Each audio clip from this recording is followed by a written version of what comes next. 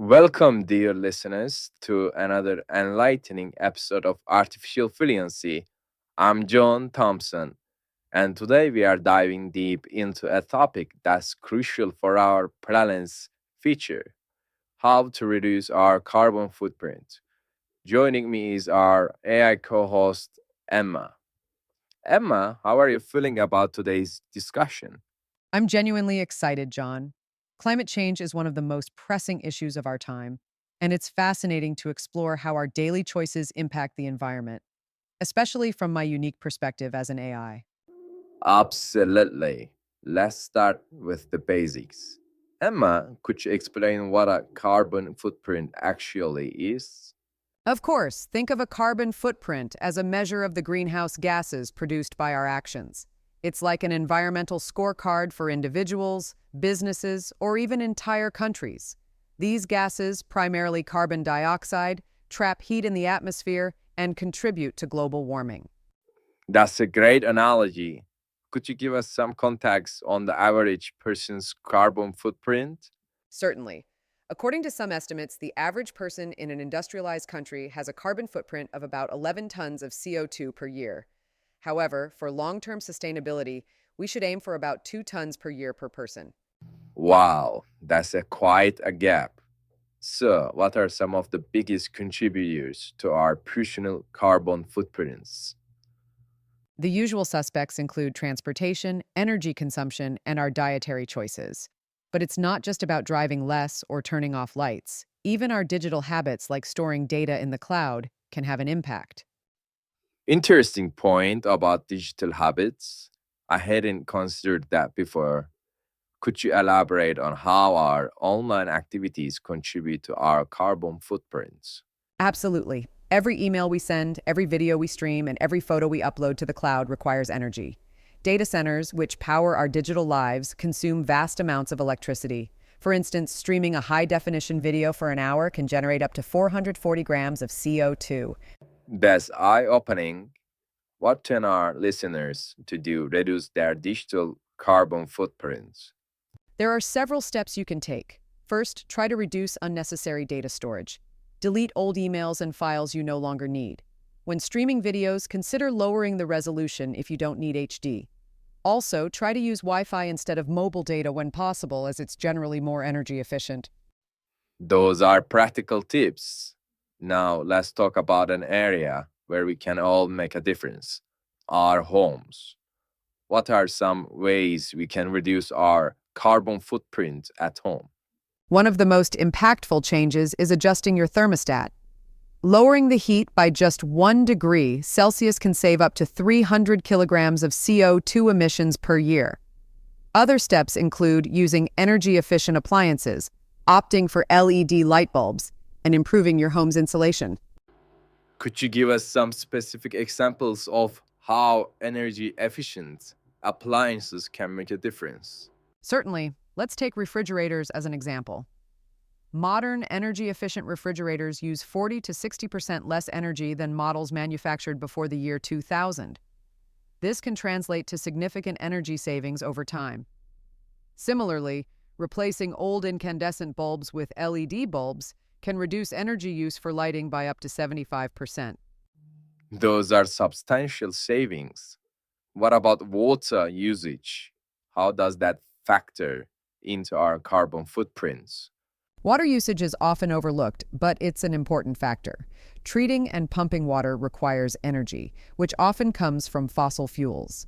Simple steps like taking shorter showers, fixing leaky faucets, and using water-efficient appliances can make a big difference. For instance, a water-efficient shower head can save up to 2,700 gallons of water per year for a family of 4.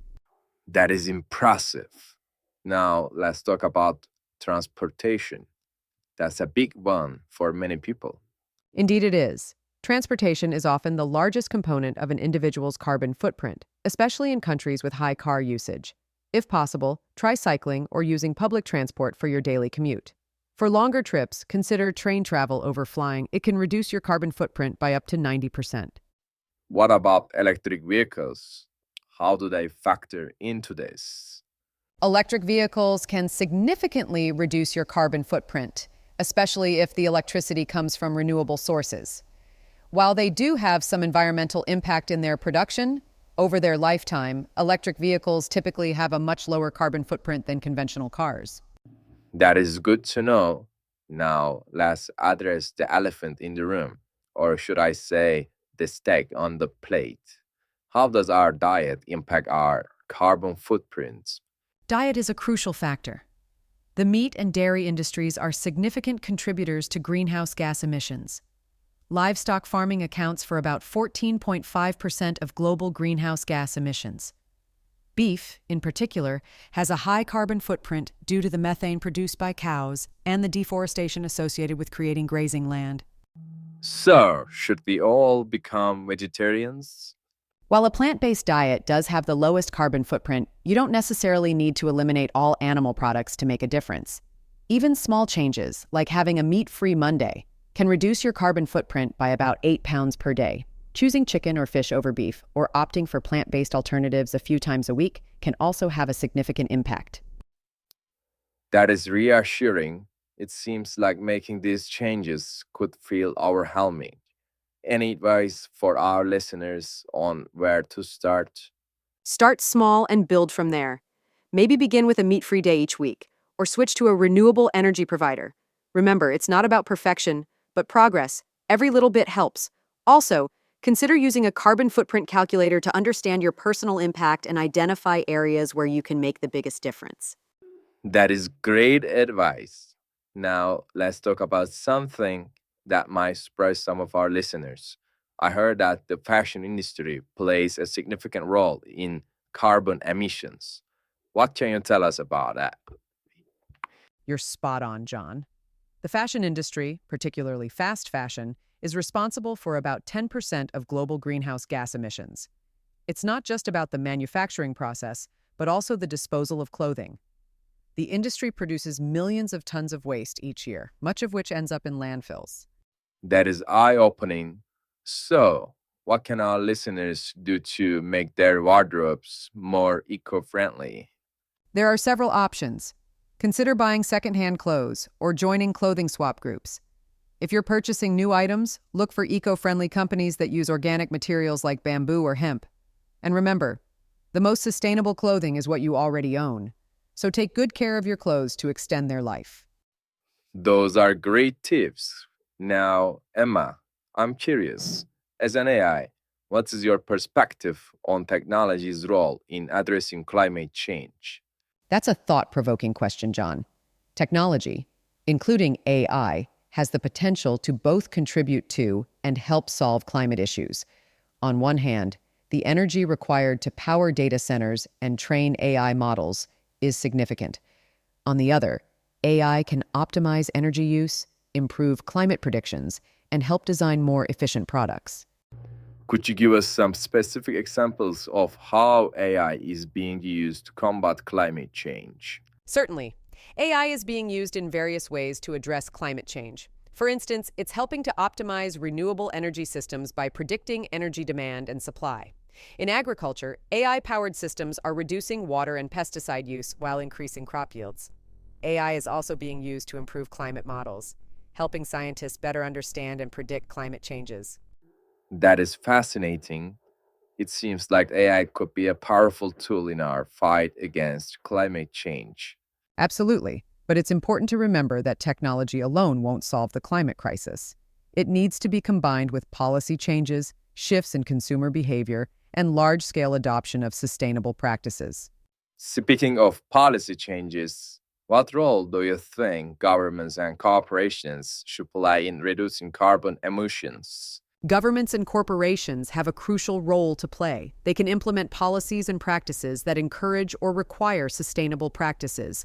For example, governments can incentivize renewable energy, implement carbon pricing, or set stricter emissions standards. Corporations can commit to reducing their carbon footprint, invest in sustainable technologies, and make their supply chains more environmentally friendly. Those are important points. Now, let's talk about something that's been in the news a lot lately: carbon offsets. What are they? And do they really make a difference? Carbon offsets are a way to compensate for your carbon emissions by funding projects that reduce greenhouse gas emissions elsewhere. This could involve planting trees, investing in renewable energy projects, or supporting energy efficiency initiatives. While carbon offsets can be a useful tool, they're not a silver bullet. They're most effective when used in conjunction with efforts to reduce emissions in the first place. It's also important to choose credible offset programs that have been independently verified. That is helpful context, Emma. As we start to wrap up, I would like to ask about the concept of a circular economy. How does this relate to reducing our carbon footprints? The circular economy is an economic model designed to eliminate waste and maximize resource efficiency. Instead of our current take, make, waste linear model, a circular economy keeps resources in use for as long as possible, extracts the maximum value from them, then recovers and regenerates products and materials at the end of their life. This approach can significantly reduce carbon emissions by minimizing the need for new raw materials and reducing waste. For example, refurbishing and reselling electronics instead of manufacturing new ones can save substantial amounts of energy and resources. That is a fascinating concept. It seems like it could revolutionize how we think about consumption and wastes. Absolutely, John. The transition to a circular economy requires changes at all levels, from how companies design and produce products to how we as consumers use and dispose of them. It's a big shift, but one that could have a massive positive impact on our carbon footprint. As we come to the end of our discussion, Emma, what's your final thought for our listeners? I'd say this. Reducing your carbon footprint isn't just about individual actions, though those are important. It's also about using our collective voice to push for systemic changes. Consider joining environmental movements or advocating for green policies in your community. Together, we can make a significant impact. Remember, every action counts, no matter how small it might seem. Whether it's choosing a plant-based meal, opting for public transport, or simply being more mindful of your energy use, you're contributing to a larger movement towards sustainability. Well said, Emma. Thank you for these insights. And to our listeners, we would love to hear your thoughts and experience with reducing your carbon footprint. What changes have you made in your life? What challenges have you faced? Leave a comment below and let's continue this important conversation. Next week, we will be discussing the future of work in an AI driven world. It's a topic that's close to home for Emma, and I'm sure it will be a fascinating discussing. Don't forget to subscribe so you don't miss it. Until then, this is John Thompson. Take care of you. Bye bye. And I am Emma, signing off. Let's all take a step towards a greener future today.